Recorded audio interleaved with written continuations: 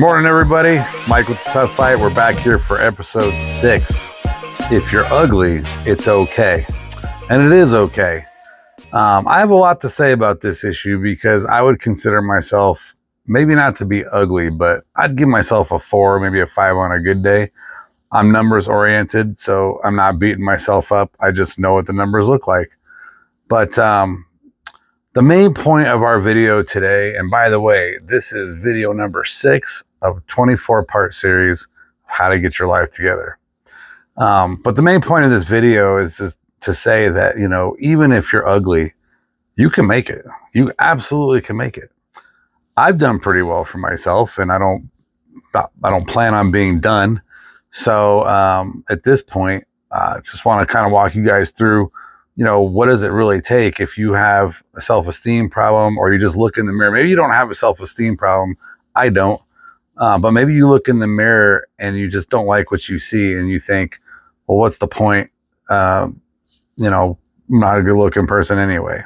So let's get into it. So first off, many people think they're ugly, and to be honest, many people are ugly. I would like to say that I fell off the ugly truck, but I didn't get run over 20 times afterwards. But I think some people would probably say that, maybe I'm being a little hard on myself, what have you, that kind of thing. But the reality of it is I pay very close attention to how other people interact with each other, and especially when looks are involved. So at the end of the day, I think it's really important to understand what you're really up against. And it's not to say that being ugly is, it doesn't put you out. It really doesn't. It just makes things harder. So I have to apologize to my wife because she always says I'm handsome, and I married up. There's just no questions about it. I married way up, and to the point where I've witnessed men and maybe even women actually look at us as a couple up and down, and they look at her, and then they look at me, and they kind of make this face like, what's she doing with him? And I've had that conversation with some people, and some people think I'm nuts for thinking that, but you know what? I think it's safe to say that I can read the room pretty well. But it doesn't bother me.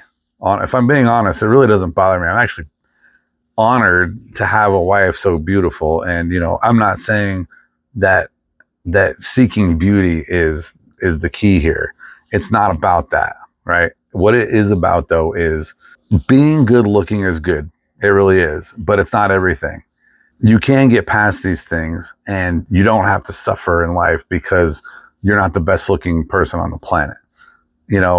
Even though our culture and our society certainly does reward good looks, I don't think it requires the people who aren't as conventional looking to, we don't need to rebel. We don't need to complain. We don't need to argue, because the truth is we can still move forward, and you can have a good life, and I've seen a lot of people that are unconventional looking who can never seem to get out of the way that people have treated them. Like, they can't put that mindset somewhere else and then focus on doing what's right. And that, to me, is what it's really all about. It's about doing what's right. A lot of people, especially good looking people, or people who are way overconfident in how they look, a lot of people will deny that looks matter. Now, I'm not going to sit here and tell you that some of those people aren't being genuine. I think there are good looking people who don't think looks matter, but they're also not ugly, and they haven't had to deal with being ugly or being unconventional looking, right? So what I'm getting at here is that the subconscious mind is so powerful, and people do not give it enough credit. So, for example, if you go to a job interview and there's 4 other people there, and you're the ugliest one, your chances of getting that job become, in my opinion, less than 1 in 4. So you're really probably, that'd give you, with four, if everyone looked the same, you're probably looking at a 25% chance of getting that job. That's just simple math because, it's 1 out of 4 people, right? But if you're the ugly one, it might go down to like a 5% chance of getting that job.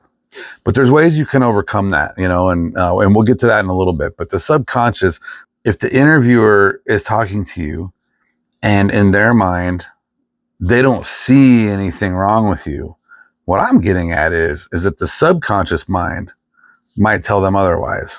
It's a real thing. It's a real thing. And anyone who's done any kind of thinking knows that your subconscious mind can work for and against you.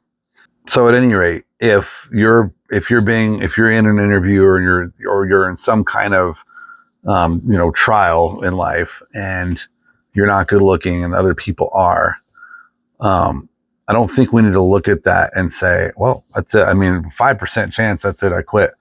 No, that's not really what we want to do.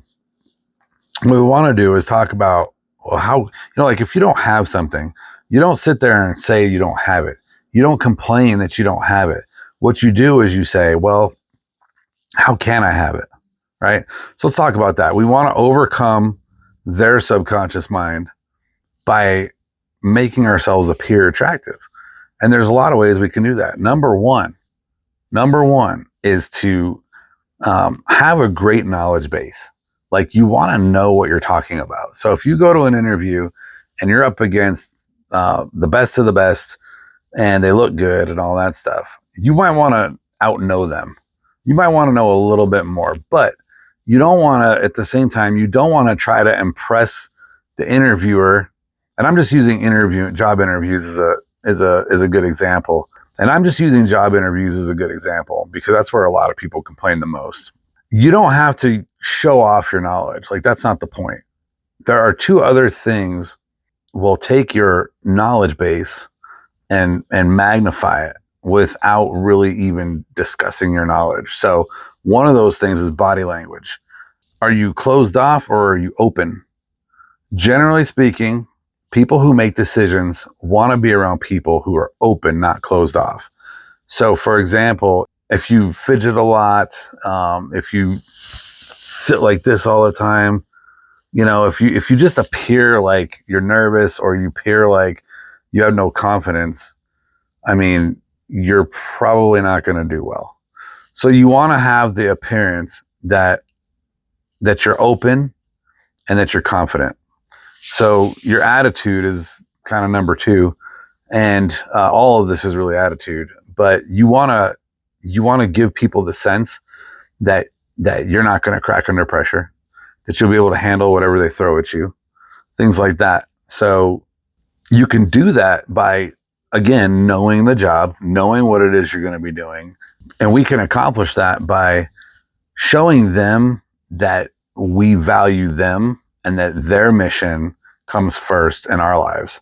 So in other words, if you have the mindset of, well, I want this job because it's going to pay me this and it's going to do that for me. The same is true on the other end. They're wondering, what are you going to do for me?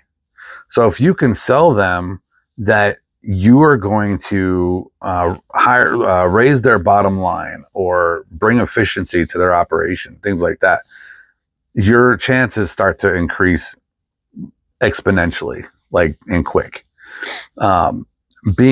Having a sense of humor, being funny, that's also a really good way. You want to get people to laugh, things like that. One time, I was going 75 in a 55, and at the time, the area where I was speeding wasn't really fully developed. And I'm going up this big hill. There's no lights or any of that. And at the top of the hill is a tree, and there was a motorcycle cop behind the tree. And so I saw him. Right when I saw him, he put his radar gun into his little saddlebag on his bike. And so I just pulled over right across the street from where he was posted. And so he had to kind of get his bike across the road. He didn't have to come after me, is what I'm saying. So he came up to my truck and didn't appear to be in a very good mood. And, you know, when he came up to the truck, I said, yeah, you know, I was going to outrun you, but I didn't want to embarrass you in front of your buddy back there. And, he laughed, like he thought it was pretty darn funny. And, he asked me, if I knew how fast I was going, and I was honest with him. And he came back, gave me a ticket, and I got a ticket for doing one over. And I don't think it was because I was a good looking guy. I don't think it was because he was in a great mood. I really believe it's because I made him laugh. And when I made the joke, I just want to be clear about this.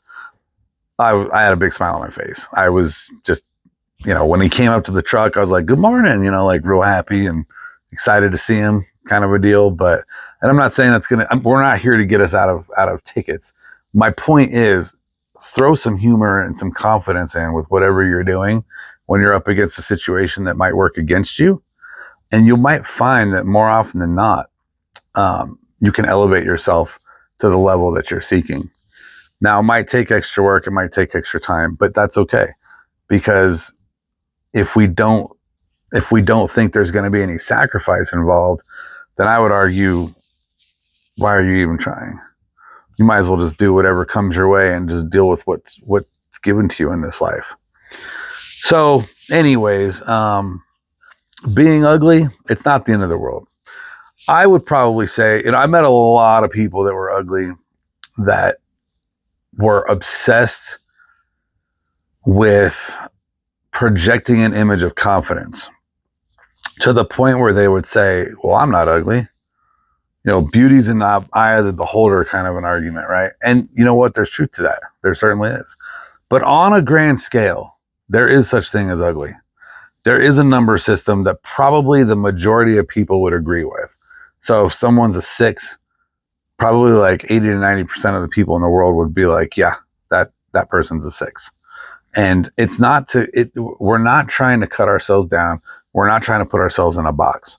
But the truth is this: some people are ugly. And I'm telling you, it's okay. If you can admit that you're ugly, and I'm not talking about running around saying, "Hey, look at me, I'm ugly." That's not what I'm saying. I'm saying if you can tell yourself, "Look, I'm not a good looking person," then you will gain the tools. You will start to add the tools into your toolbox that you need to overcome that. The things we talked about, like confidence, like your knowledge base, your sense of humor, those 3 things alone will help you navigate to where you want to go. And I'm not saying they're going to be nails in the coffin or that they're going to be sure things, but they're going to be way better than doing nothing.